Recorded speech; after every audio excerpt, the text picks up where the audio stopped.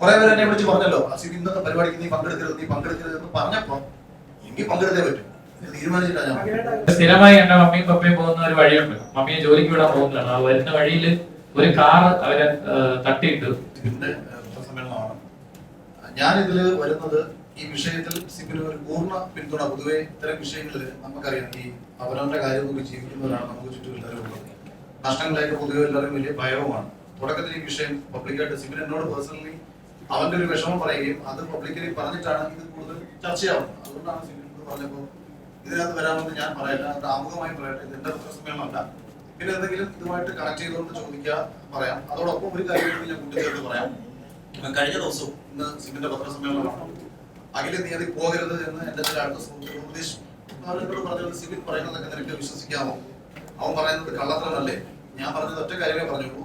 ഒരു തെളിവും അവൻ എനിക്ക് തന്നില്ലെങ്കിലും അവൻ പറയുന്നത് 100% സത്യമാണെന്ന് മനസ്സിലാക്കിയിട്ട് തന്നെയാണ് ഞാൻ പ്രതികരിച്ചത്. അത് പറയാനുള്ള കാരണം, സിബിനെ പോലെ ഒരാളെ സംബന്ധിച്ച്, ഏഷ്യാനെറ്റിൽ വർക്ക് ചെയ്തുകൊണ്ടിരുന്ന ഒരാളെ സംബന്ധിച്ച് അവിടുന്ന് പുറത്തിറങ്ങി ആ ചാനലിനെതിരെ പറയേണ്ട യാതൊരു കാര്യങ്ങളുമില്ല.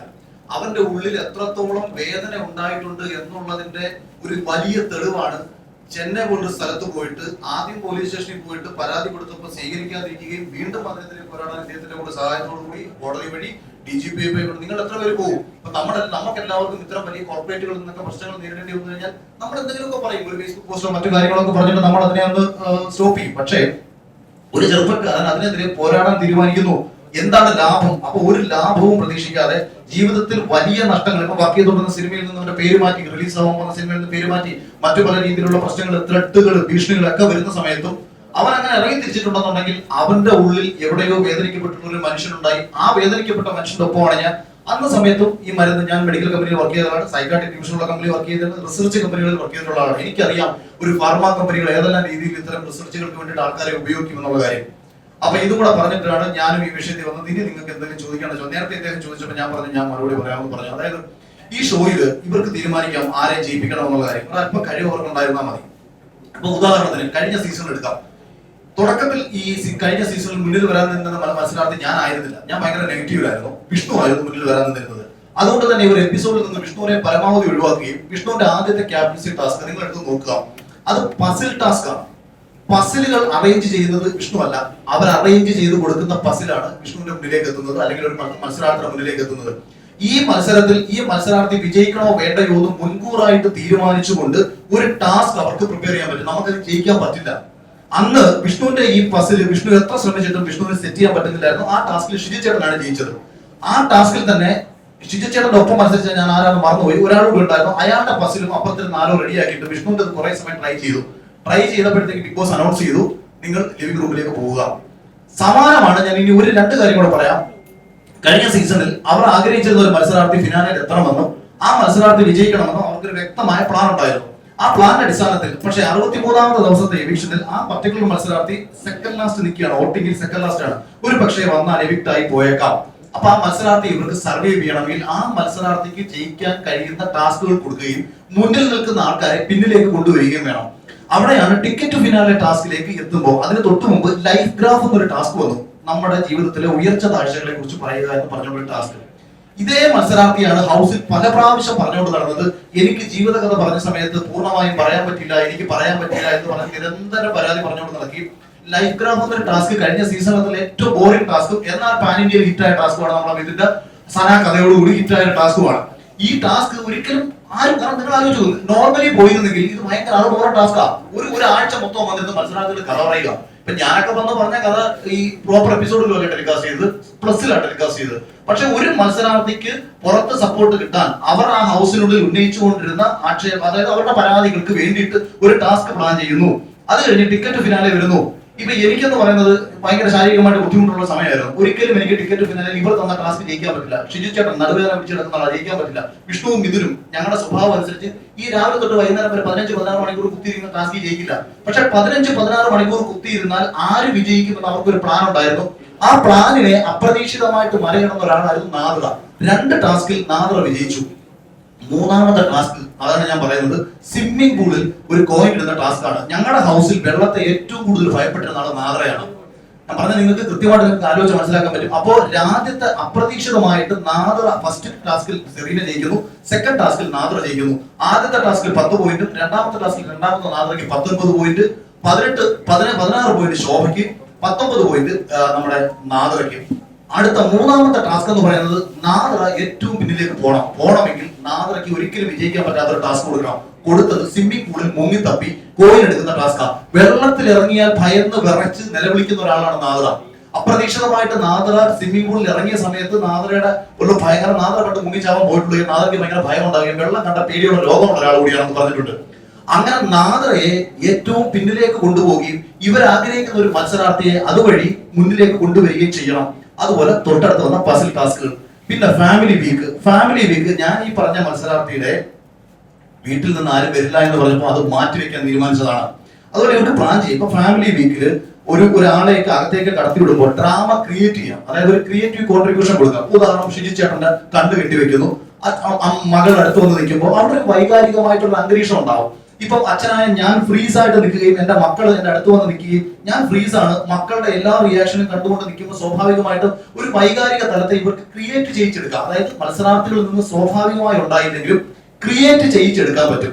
പക്ഷെ അതേസമയം അത് എനിക്കങ്ങനെ തന്നില്ല. എന്റെ കാര്യത്തിൽ അപ്രതീക്ഷിതമായി സംഭവിച്ചത് എനിക്ക് പ്ലെയിൻ എൻട്രിയാണ്. അതായത് എന്റെ വൈഫും കുട്ടികളും സ്ട്രെയിറ്റ് ആയിട്ട് കയറി വരികയാണ്. അവിടെ ആ ഡ്രാമ അവിടെ സംഭവിച്ചത് നോർമൽ ആയിരുന്നു, നാച്ചുറൽ ആയിരുന്നു. മറ്റുള്ളവർക്ക് വേണ്ടിയിട്ട് ഇവരെന്ത് ചെയ്തു, ബാക്കപ്പ് സപ്പോർട്ട് കൊടുത്തേണ്ടി വന്നു. അപ്പൊ ഞാൻ ഈ പറഞ്ഞത് കൃത്രിമത്വം കാണിക്കുകയല്ല, അവർക്ക് ഫേവർ ചെയ്ത് വിജയിക്കാൻ ശേഷിയുള്ള ഒരു മത്സരാർത്ഥിക്ക് വേണ്ടിയിട്ട് പരമാവധി ചെയ്യാം.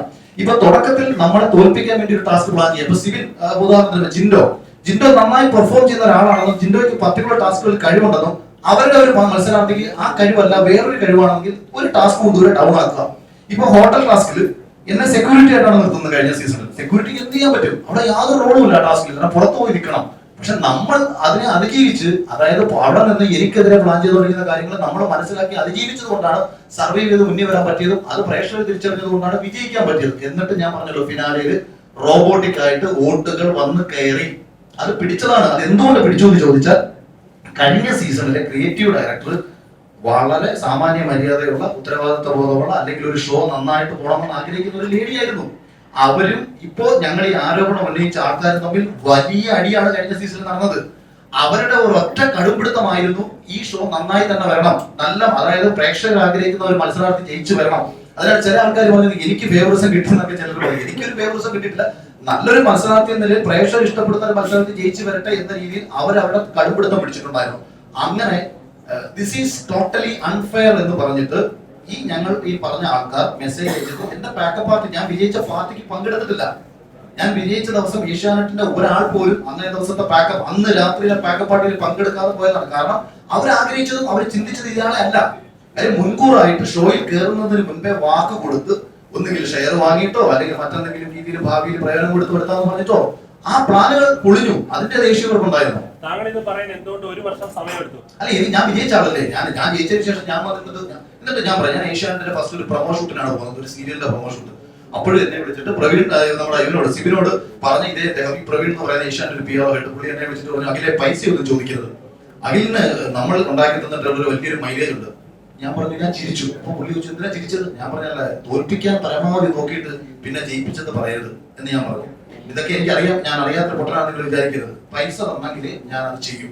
അപ്പൊ പൈസ ചെയ്യരുത്. അപ്പൊ ഇതായിരുന്നു തുടക്കത്തിൽ ഇറങ്ങിയ ശേഷം ഉണ്ടായിരുന്നു. പക്ഷെ എനിക്ക് പറയേണ്ട കാര്യമില്ല, ഇപ്പോഴൊന്നും പറയേണ്ട കാര്യമില്ല. കാര്യത്തിൽ ഒരാളുടെ ഒരു പ്രശ്നം എന്റെ മുന്നിലേക്ക് എത്തിയപ്പോ എനിക്ക് നിശബ്ദത പാലിച്ചൂടെ? എനിക്ക് എന്താണ് നഷ്ടം? ഇപ്പൊ ഒരുപക്ഷെ സാബുവിന്റെ സ്ഥാനത്ത് ഞാൻ കയറിപ്പോണ്ട ആളായിരിക്കാം. ഹോട്ടൽ ടാസ്കിൽ ഒരുപക്ഷെ എന്നെ അവരെ വിളിച്ചേനെ.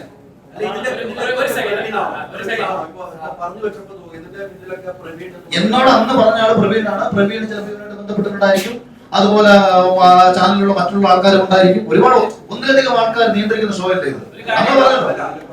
അതിൽ എനിക്ക് എന്നോട് അന്ന് സംസാരിച്ച ആള് പ്രവീൺ എന്ന് പറയുന്ന ഏഷ്യാനെറ്റ് PR ഉണ്ടായിരുന്നു. അന്ന് എന്നോട് സംസാരിച്ച ആള് അന്ന് ഞാൻ പറഞ്ഞത് ഈ പ്രോഗ്രാം കഴിഞ്ഞിട്ട് പൈസ മേടിക്കണ്ട എന്ന് പറഞ്ഞില്ല. എന്റെ അടുത്ത് ഷെയർ ചോദിച്ചാൽ പിന്നെ എനിക്ക് കൊടുക്കാനൊന്നുമില്ല. പിന്നെ ആളെ പോയി കൊടുക്കാനേ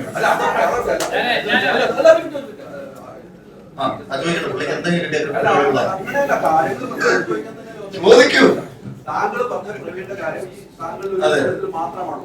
ഇതിന്റെയൊക്കെ പിന്നിൽ പ്രവീൺ ഉണ്ടെന്ന്, പ്രവീൺ ആണെന്ന് താങ്കൾ വിശ്വസിക്കുന്നു? ഈ സിമിന്റെ കേസിലൊക്കെ പ്രവീൺ ആണ് താങ്കൾ വിശ്വസിക്കുന്നു? അല്ല, അദ്ദേഹവും ഉണ്ടാവും.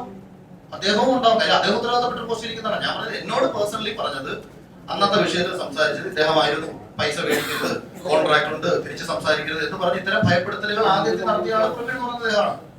ഇപ്പൊ ഈ ശോഭ തന്നെ പറഞ്ഞല്ലോ, പ്രവീൺ ചേട്ടനാണോ ശോഭയെ ബിഗ് ബോസിലേക്ക് കയറ്റി വിട്ടെന്ന് പറഞ്ഞത്.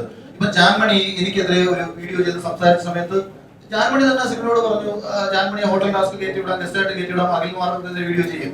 ഈ മറ്റേ അപ്സരയുടെ ഹസ്ബൻഡ് ഈ പെൺകുട്ടിയെ, അതാ ഞാൻ പറഞ്ഞത്, ഈ പാവ പിടിച്ചവരെ ചതച്ചതായി വരും.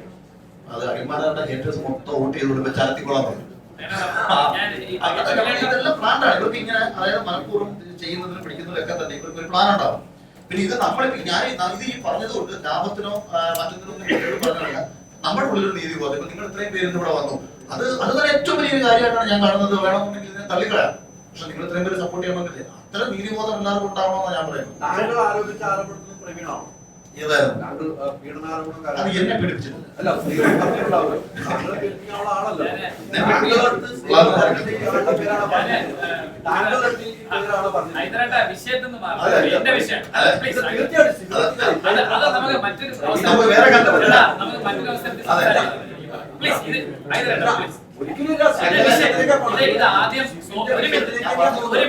ആദ്യം സോഷ്യൽ മീഡിയയിൽ ഇതുപോലെ വന്ന് വിഷയം മാറിപ്പോയതാണ്. അത് വേണ്ട, ഇത് എന്റെ വിഷയമാണ്. എനിക്കിത് സംസാരിച്ചപ്പോൾ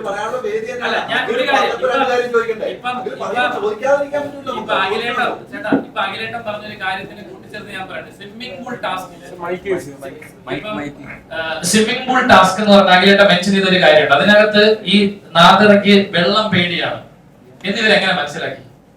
എന്നിവര് ക്ലിയർ ആയിട്ട് മനസ്സിലാക്കിയിട്ടുള്ളത് ആദ്യത്തെ സൈക്കാട്രിക് സെഷനിലൂടെയാണ്, ഒരു സംശയമില്ല. അപ്പൊ സൈക്കോളജിസ്റ്റുമായിട്ടുള്ള ആദ്യത്തെ 1 മണിക്കൂർ, അല്ലെങ്കിൽ എനിക്ക് 1 മണിക്കൂറായിരുന്നു. എത്രത്തോളം സമയം നാദരയുമായി സംസാരിച്ചിട്ടുണ്ടോ അത്രയുമുള്ള കോൺഫിഡൻഷ്യൽ ആയിട്ടുള്ള മെഡിക്കൽ എത്തിക്സിന് നിരക്കാത്ത രീതിയിൽ ഇദ്ദേഹം ഈ പറഞ്ഞ കാര്യങ്ങളെല്ലാം ക്രിയേറ്റേഴ്സുമായി കമ്മ്യൂണിക്കേറ്റ് ചെയ്തിട്ടുണ്ട്, ഉറപ്പാണ്. അതിന്റെ ഭാഗമായിട്ടാണ് അവർ ടാസ്ക് ഡിസൈൻ ചെയ്യുന്നത്. ഇപ്പൊ ഒരാളെ മാനസികമായി എങ്ങനെ തകർക്കാൻ സാധിക്കും അവരെങ്ങനെ മനസ്സിലാക്കുന്നു? അവരുടെ ഹിസ്റ്ററി മുഴുവൻ ഈ സൈക്കോളജിസ്റ്റ് വഴി അവർ മനസ്സിലാക്കുക. അത് തന്നെ മെഡിക്കൽ എത്തിക്സിനെതിരാണ്.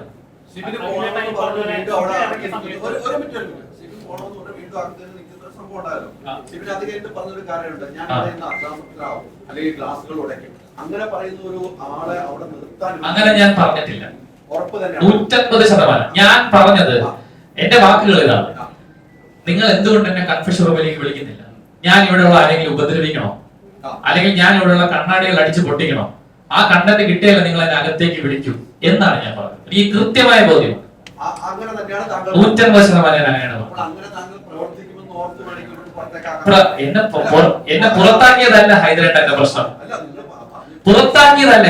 ഇപ്പോൾ ഞാൻ ഉന്നയിക്കുന്ന പ്രശ്നം എന്നെ പുറത്താക്കിയതല്ല, അത് തന്നെയാണ് കൂട്ടിയിട്ടത് റോങ്ഫുൾ കൺഫൈൻമെന്റ്. ഈ ആരോപണങ്ങളൊക്കെ പുറത്താക്കിയതിന്റെ ഗ്രഡ്ജാന്ന് നമുക്ക് പറഞ്ഞു കഴിഞ്ഞാൽ എന്ത് ചെയ്യാൻ പറ്റും? എനിക്കങ്ങനെ പുറത്താക്കിയതിൽ എനിക്കങ്ങനെ ഇത്തരത്തിലുള്ള ഒരു ഗെയിം ഷോയിൽ തുടരാനായിട്ട് മാനസികമായ ബുദ്ധിമുട്ട് ഞാൻ അവിടെ പബ്ലിക്കിൽ അറിയിച്ചിട്ടുണ്ട്. അത് ഞാൻ പറഞ്ഞിട്ടുണ്ട്. ഞാൻ ഒരു ഇന്റർവ്യൂവിൽ അല്ലെങ്കിൽ ഒരു പൊതുവേദിയിലും എന്നെ പുറത്താക്കിയതിനുള്ള ഗ്രഡ്ജ് ആണെന്നോ അല്ലെങ്കിൽ അതാണെന്നോ ഞാൻ ആ രീതിയിൽ ഒരു ഇന്റർവ്യൂ കൊടുത്തിട്ടില്ല. ഞാൻ ഇറങ്ങിയ സമയം തൊട്ട് ഞാൻ പറയുന്നത് എന്നോട് കാണിച്ച അനീതിയാണ്. ആ അനീതി ഇതാണ് അനീതി. റോങ്ഫുൾ കൺഫൈൻമെന്റ്, മരുന്ന് തരിക, എന്റെ വീട്ടുകാരെ അറിയിക്കാതിരിക്കുക, എന്നെ ഒറ്റപ്പെടുത്തുക.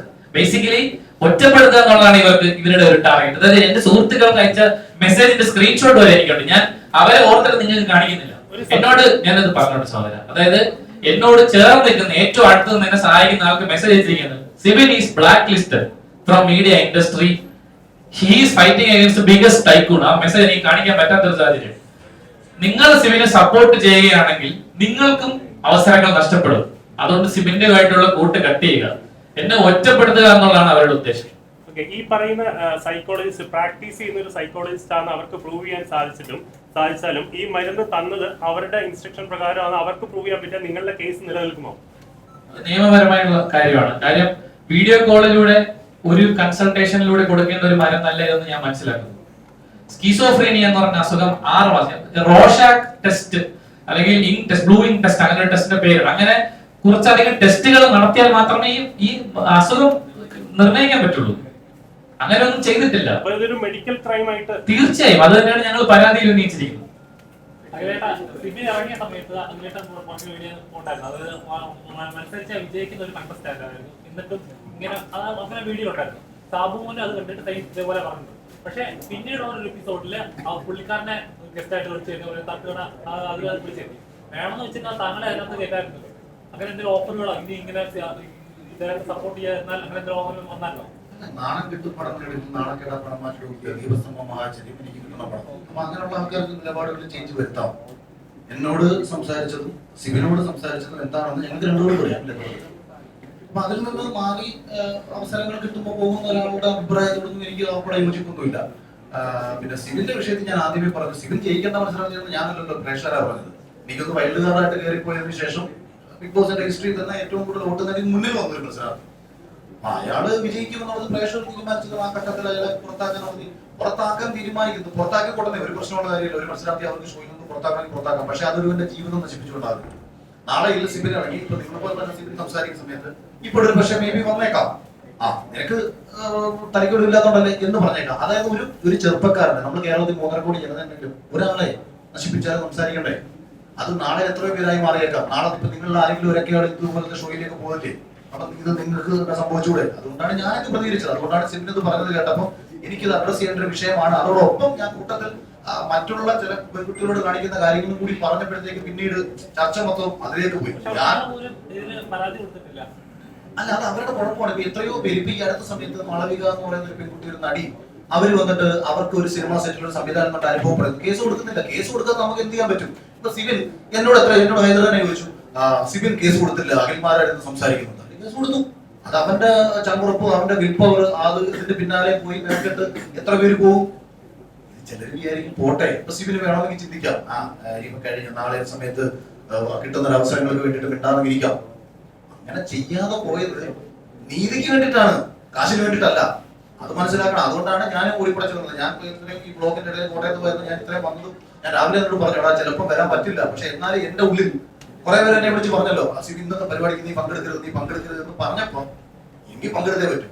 ഇത് തീരുമാനിച്ചിട്ടാ ഞാൻ.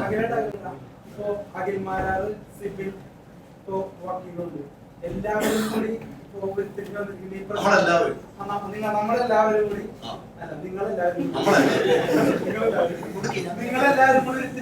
ഈ പ്രശ്നത്തിന്റെ മുഖ്യ എതിരാളി ഏറ്റവും ഷൈനാണോ ഏഷ്യാനെറ്റാണോ അല്ലെങ്കിൽ വ്യക്തികളാണോ? കമ്പനിയല്ല. കമ്പനിയെ നമ്മൾ എങ്ങനെ അതിനകത്ത് പറയാൻ പറ്റും? വ്യക്തികളാണ്. ഈ ഷോ അല്ല കുഴപ്പം. ഇപ്പൊ ബിഗ് ബോസ് എന്ന സീസണിലൂടെ നിങ്ങളെ പരിചയപ്പെടുത്തിയ ആളാണ് ഞാൻ എന്റെ ഷോ നന്നാവണമെന്ന് എല്ലാ കാലം ആഗ്രഹിക്കുന്ന ഒരാളാണ് ഞാൻ.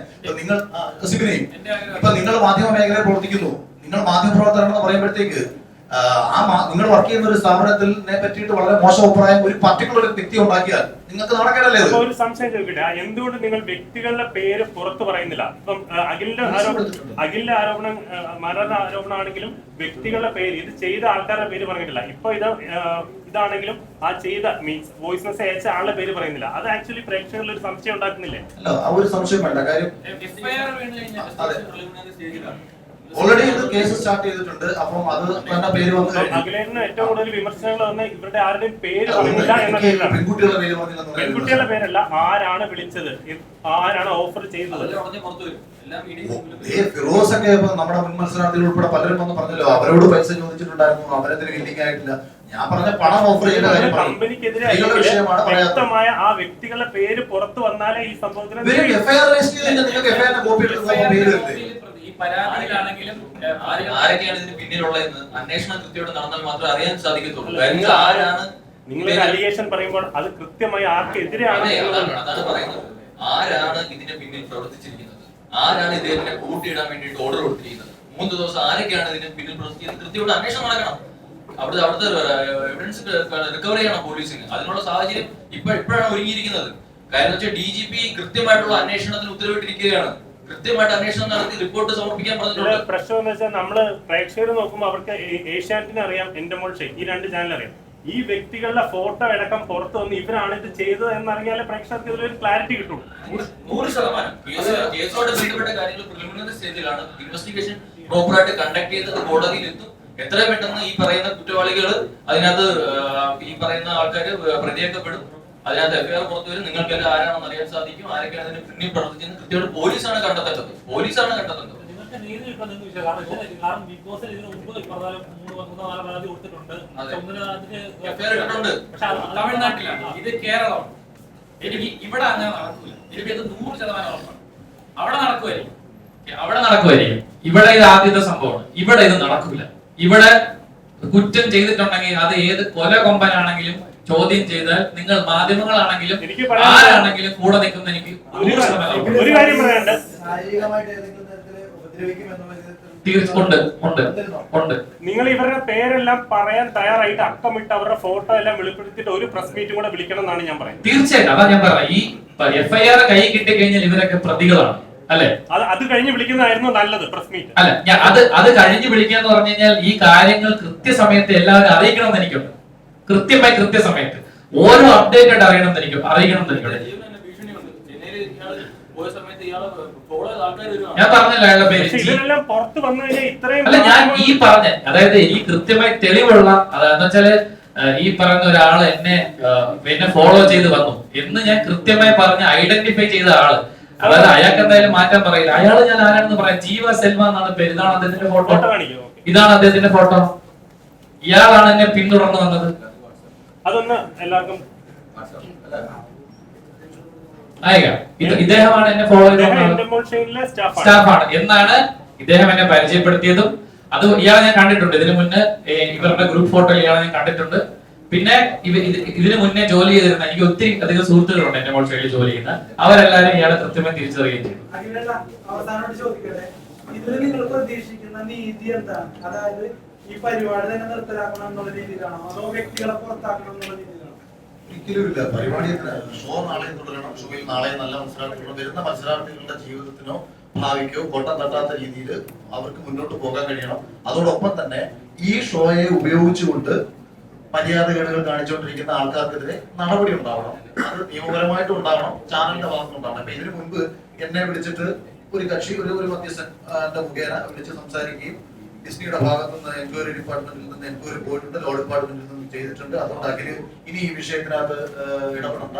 പിന്നെ പെട്ടെന്നൊരു നടപടി ചിലപ്പോൾ അവർ എടുക്കത്തില്ല. കഴിഞ്ഞാൽ അവരുടെ വലിയ ബ്രാൻഡ് വാല്യൂവിനെ ബാധിക്കും. ഇപ്പൊ ഞാനും സിബിനും ഒക്കെ വന്നിരുന്ന് സംസാരിക്കുന്ന പറഞ്ഞാൽ ഇത്രയും തലപ്പത്തിരിക്കുന്ന രണ്ടുപേരെ ചാനൽ പുറത്താകുന്നു വിശ്വസിക്കത്തക്ക മണ്ടരൊന്നുമല്ല ഞങ്ങൾ. കാര്യം അങ്ങനെ വന്നാൽ ഞങ്ങളൊക്കെ വലിയ സൂപ്പർ സ്റ്റാറുകളും അവർ വലിയ ആരോപണ വിധേയമാകും. അപ്പൊ അത് പെട്ടെന്നുണ്ടാവില്ല. പക്ഷെ അത് കൃത്യമായിട്ട് അന്വേഷിക്കുന്നത് പറഞ്ഞു ഓക്കെ. പിന്നെ അതിൽ ഒരാളുടെ മകളുടെ കല്യാണമാണ്, ആ കുട്ടിയുടെ ഭാവിയുടെ കരുതിയിട്ടെങ്കിലും ഒക്കെ അങ്ങനെ നമ്മൾ കേട്ട ഒരു മാനുഷിക പരിഗണനയുടെ ഭാഗമായിട്ട് അതോടൊപ്പം തന്നെ ഈ മാനുഷിക പരിഗണന സിബിന് ലഭിക്കണം.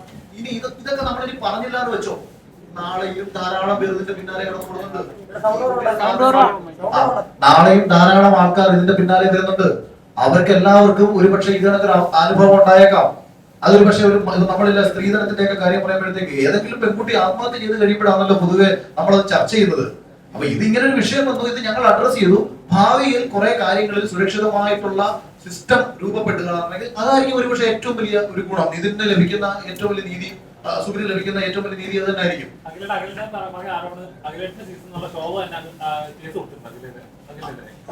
ആരോപണത്തിനല്ല കേസ്, എനിക്കെതിരെ കേസൊന്നും സൈബറിലെല്ലാവർക്കെതിരെ. പിന്നീട് പല ഇന്റർവ്യൂസിലും താങ്കൾക്കെതിരെ പറഞ്ഞിട്ടുണ്ടായിരുന്നു. പക്ഷെ ഒരാൾ പോയി അതിലെ ഇങ്ങനെ അന്നൊരു തിയേറ്ററിൽ വെച്ചൊരു ഓഡിയോ കേട്ടിട്ടുണ്ടായിരുന്നു. പക്ഷെ അതിനുശേഷം ഇങ്ങനെ ആരും മുന്നോട്ട് വന്നിട്ടില്ല. ഇത്രയും കാര്യങ്ങൾ നമ്മൾ പോലും ഇങ്ങനെ നടന്നു എന്നാൽ സിബിൻ പറഞ്ഞ പോലെ കേസ് കൊടുക്കാം. വേണമെന്ന് വെച്ചാൽ പ്രത്യേകിച്ച് ഒരു പീഡനം അല്ലെങ്കിൽ ഇങ്ങനെ ഒരു ആരോപണം ഉണ്ടായാൽ അതൊരു ധൈര്യമാണ് സമൂഹം കൊടുക്കുന്നത്. ഇനി കൊടുക്കും എന്നാണ് ഞാൻ വിശ്വസിക്കുന്നത്. ഇതൊരു സ്റ്റാർട്ടിംഗ് ആണ്. ഈ പരാതി ഇതൊരു തുടക്കമാണ്. ഈ തുടക്കത്തിന്റെ പേരിൽ ഇനി ഇത് സംഭവിച്ചിരിക്കുന്ന ഇതൊരു തുടക്കമാണ്. ഇത് കിട്ടാൻ, ഈ ഒരു റെസീറ്റ് കിട്ടാൻ ഞങ്ങൾ എന്തോരം കഷ്ടപ്പെട്ടെന്ന് നിങ്ങൾക്കറിയാമോ? പരാതി കൊടുത്തു, ആ ഒരു റെസീറ്റ് കിട്ടാൻ ഞങ്ങൾ ഒത്തിരി കഷ്ടപ്പെട്ടിട്ടുണ്ട്. ആ ഒത്തിരി കഷ്ടപ്പാടുകളുടെ പരിണിത ഫലമായിട്ടാണ് ഇത് ഞങ്ങൾക്ക് കിട്ടിയത്. ഇതിന്റെ പിന്നിൽ, ഇതിന്റെ പുറകെ ഇത് അനുഭവിച്ചിട്ടുള്ള എല്ലാവരും വരണം, പുറത്തുനിന്ന് സംസാരിക്കണം. ഈ കോൺട്രാക്ട് എന്ന് പറഞ്ഞ് പീഡിപ്പിക്കുന്ന പോലെ അല്ല കാര്യങ്ങൾ എന്ന് അവരെല്ലാരും മനസ്സിലാക്കണം. അതാണ് ഇതിലൂടെ എനിക്ക് ജനങ്ങളുടെ മുമ്പിലേക്ക് എത്തിക്കാനുള്ളത്. ഇത് എന്റെ മാത്രം പ്രശ്നമല്ല. ഈ ഷോയിലേക്ക് ഇനി പോകാൻ ആഗ്രഹിക്കുന്നവർക്കും ഈ ഷോയിൽ ഇനി പങ്കെടുക്കുന്നവർക്കും സംഭവിക്കാൻ സാധ്യതയുള്ള വിഷയമാണ്. അതുകൊണ്ട് ഇത് വളരെ സീരിയസ് ആയിട്ട് തന്നെ നമ്മൾ അഡ്രസ് ചെയ്യേണ്ട ഒരു കാര്യം ഉണ്ട്. ഞാൻ തെളിവില്ലാത്ത കാര്യങ്ങൾ ഇപ്പൊ നിങ്ങൾ തെളിവ് ചോദിക്കും, എങ്ങനെ ഭീഷണിയുണ്ട്? ഫോൺ ചെയ്ത് ഭീഷണിപ്പെടുത്തുന്നു. അത് ആ നമ്പർ നമ്മൾ ട്രേസ് ചെയ്യുമ്പോൾ ഇന്റർനെറ്റ് കോൾസ് ആണ്. കൃത്യമായി ഇപ്പൊ എനിക്ക് ഇവിടെ പറയാൻ പറ്റുമെന്ന് എനിക്ക് അറിയില്ല. ഞാൻ എന്റെ വീട്ടുകാരെ ഭീഷണിപ്പെടുത്തി. എന്റെ അമ്മയൊരു, ഞാൻ ഇതുമായി കണക്ട് ചെയ്ത് പറയുന്നതല്ല കേട്ടോ, ആയിരിക്കാം, അത് ഞാൻ പറയുന്നില്ല. ഒരു കാര്യം പറഞ്ഞപ്പോൾ ഒത്തിരി പിന്തുണയായിട്ട് ആ സീസൺ ഉള്ളവരാണെങ്കിലും സംശയമുണ്ട് പറയുന്നുണ്ട്.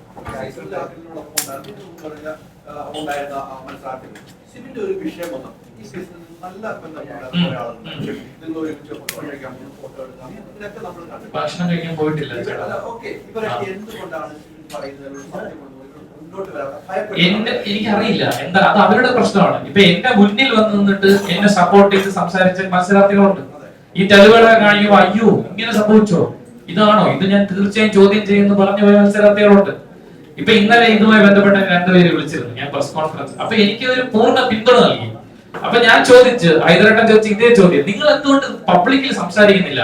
ഞങ്ങൾ സംസാരിക്കാം, ഞങ്ങൾ തുറന്ന് പറയാം എന്ന് അവരെനിക്ക് വാക്ക് തന്നിട്ടുണ്ട്. ഞാനത് പ്രതീക്ഷിക്കുന്നു അവർ സംസാരിക്കുമായിരിക്കും. അമ്മയ്ക്ക് നേരിട്ട് എന്താണ് ഒന്ന് എക്സ്പ്ലെയിൻ ചെയ്യാം. ഒരു രാവിലെ എന്റെ അമ്മയുടെ നമ്പറിലേക്ക് ഒരു ഭീഷണി കോൾ വരികയാണ്. ആ ഭീഷണി കോൾ വന്നതിന്റെ ഫലമായിട്ട് അവരത് സ്ഥിരമായതുകൊണ്ട് അവരത് ചീത്ത പറഞ്ഞ് വെച്ച് കട്ട് ചെയ്ത് പോകുന്ന വഴിക്ക് അവർ സ്ഥിരമായി എന്റെ മമ്മിയും പപ്പയും പോകുന്ന ഒരു വഴിയുണ്ട്. മമ്മിയെ ജോലിക്ക് വിടാൻ പോകുന്നതാണ്. ആ വരുന്ന വഴിയിൽ ഒരു കാർ അവരെ തട്ടിയിട്ട് വീഴാത്തതുകൊണ്ട് റിവേഴ്സിൽ വന്ന് ഇടിച്ചിട്ട്, അങ്ങനെ ഇടിച്ചെന്റെ മമ്മിയുടെ കൈ എൽബോ പൊട്ടി. അനന്തപുരി ഹോസ്പിറ്റലില്, തിരുവനന്തപുരത്ത് അനന്തപുരി ഹോസ്പിറ്റലിൽ ഇന്നലെ സർജറി കഴിഞ്ഞ് ഇപ്പൊ മമ്മി ICU ഇന്നലെ പുറത്തേക്ക് കൊണ്ടുവന്നു. മെനിയാ സർജറി, മെനിയാണ് ഇൻസിഡന്റ് ഉണ്ടായത്. മമ്മി ഇപ്പൊ ട്രീറ്റ്മെന്റിലാണ്. അപ്പൊ നമ്മൾ ഈ പരാതി കൊടുത്തിട്ടുണ്ട്, ഇതിന്റെ പേരിൽ പരാതിയുമായി മുമ്പിട്ടത് ഇതുമായി കണക്ട് ചെയ്യുന്നില്ല ഞാൻ ആവാന്നുള്ള കാര്യം. ആ നമ്പർ, അത് കാറിന്റെ നമ്പർ മുമ്പിലുള്ള എന്റെ തന്നെ ഒരു സുഹൃത്തിന്റെ CCTV ക്യാമറയിൽ നിന്ന് നമ്പർ ചെക്ക് ചെയ്തപ്പോ അതൊരു ഡിയോ സ്കൂട്ടറിന്റെ നമ്പറാണ്, കാർ നമ്പർ അല്ല, ഫേക്ക് നമ്പറാണ്. അപ്പൊ അല്ല, അത് ഓബ്വിയസ്ലി ചിലപ്പം മറ്റെന്തെങ്കിലും ആയിട്ടുള്ള വിഷയമുള്ള കാർ ആയിരിക്കാം. പക്ഷെ ഇങ്ങനെ വന്ന് ഇടിച്ചു, ഇങ്ങനെ ഒരു പ്രശ്നം സംഭവിച്ചു എന്റെ ലൈഫിൽ. വലിയ പോലീസ് സ്റ്റേഷനിൽ നമ്മൾ പരാതി പോയിട്ടുണ്ട്. മമ്മിയുടെ കണ്ടീഷൻ ഒന്ന് സ്റ്റേബിൾ ആയി കഴിഞ്ഞാൽ സ്റ്റേറ്റ്മെന്റ് എടുത്ത് FIR ഇടാന്ന് പറഞ്ഞു. എല്ലാ സീസണും ഇതുപോലെയൊക്കെ തന്നെയാണ്. അത് അവർക്ക് തൊടാൻ പറ്റാതെ കയറി വരുന്ന ആൾക്കാരുണ്ട്. അങ്ങനെ വന്നപ്പോൾ അതിനെയും ദിസ് ഈസ് അൺഫെയർ എന്ന് പറഞ്ഞ് ആ ബാക്കപ്പ് പാർട്ടിയിൽ നിന്ന് മാറിയെന്ന കാര്യം ഇപ്പൊ ചേട്ടൻ പറഞ്ഞില്ലേ, അങ്ങനെയാണ് അവർ പ്രതിഷേധിക്കുന്നത്. അത് ഈ തവണ നടക്കാതിരിക്കാനാണ് ഈ കഴിഞ്ഞ തവണത്തെ ക്രിയേറ്റീവ് ഡയറക്ടറിനെ ഇപ്പൊ മനഃപൂർവ്വം മാറ്റി അവര് പറഞ്ഞാൽ കേൾക്കുന്ന, അല്ലെങ്കിൽ അവരുടെ പരിധിയിൽ നിൽക്കുന്ന ഒരു ക്രിയേറ്റീവ് ഡയറക്ടറിനെ ഇപ്രാവശ്യം വെച്ചത്. ഈ മർദ്ദിക്കുന്ന പറഞ്ഞിട്ട് ഇന്റർനെറ്റ് കോഴ്സുകൾ വന്നിട്ടുണ്ടോ? എന്താ മർദ്ദിക്കുന്നല്ല, ഉപദ്രവിക്കും. നിനക്ക് വെളിയിറങ്ങി നടക്കണ്ടേ എന്നാണ് ചോദ്യം. വെളിയിറങ്ങി നടക്കണ്ടേ? നീ ആർക്കെതിരെയാണ് സംസാരിക്കുന്നത്, നിനക്ക് ബോധ്യമുണ്ടോ? അത് അൺനോൺ കോൾസ് ആണോ അതോ ഇന്ന ആളാന്ന് പറഞ്ഞ് വിളിക്കുന്നതാണോ? ഇല്ല, അൺനോൺ കോൾസ് ആണ്, ഇന്റർനെറ്റ് കോൾസ് ആണ് വരുന്നത്. അപ്പൊ ഇവർക്ക് ഇതൊക്കെ ചെയ്യാൻ വ്യക്തമായിട്ടൊരു ടീം അവർക്കുണ്ടെന്ന് എനിക്ക് അറിയില്ല. ചുമ്മാ ഞാൻ ആ സ്റ്റേഷനിൽ എത്തിയ കാര്യം അവരെങ്ങനെ അറിഞ്ഞു? എന്റെ ചോദ്യം, ഞാൻ നസറത്പട്ടി സ്റ്റേഷനിൽ എത്തിയത് എങ്ങനെ അറിഞ്ഞു? അവിടെ നിന്ന് ഈ ഇന്നോവ കാർ എന്തിന് ഫോളോ ചെയ്തു?